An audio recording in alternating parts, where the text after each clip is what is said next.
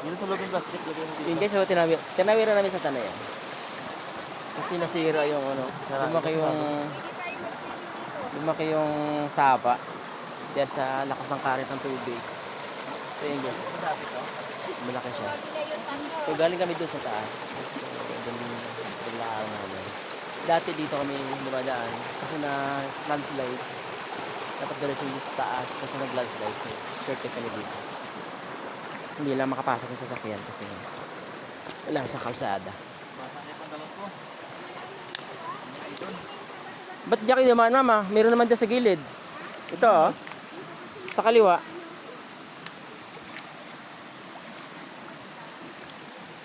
Ito yung laging adventure namin sa Tanay, guys. O ano na, hindi ka na makabalik. Ha?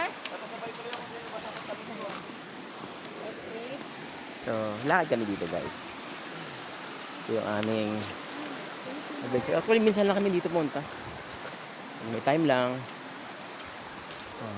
Yung bahay namin dito, ano, sira na dun kasi walang tao. Ito yung dinadaanan namin. So, mga 5 to 10 minutes pa siguro kami. Ay, hindi, 5 minutes. 5 minutes. Maray ko. Hello. Ayan. Parang kala mong first time nakapunta ng Tanay. Sabik na sabik. Kala mo naman. Kala mo first time. Kala mo dayo. Okay, meron pa tayo. Daddy, meron pa tayong tatawirin na ilog. So, may tatawag yung balik kami isang sapa. Pero ano lang yan. Maliliit na sapa lang. Mataas lang yung tubig kasi nga. Siyempre na umulan. Yan! Hindi tayo mag-swimming dito. Yes, may mga So, pako ayan. dito. Oh. Aray ko. Kain suso? So, ayan, tatawid na sila guys.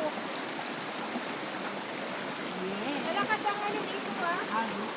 Baliw, pwede tayo maligo. Dalawa dito. Dito, yung magpagos-agos sa dito busay.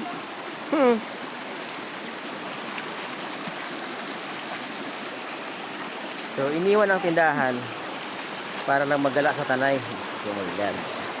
Yan, sa ilog. Look. So, medyo malakas ang current. Ano na, kaya pa?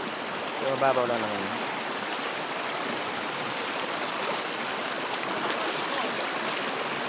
Guys, papatayin ko muna. Baka madapa ako.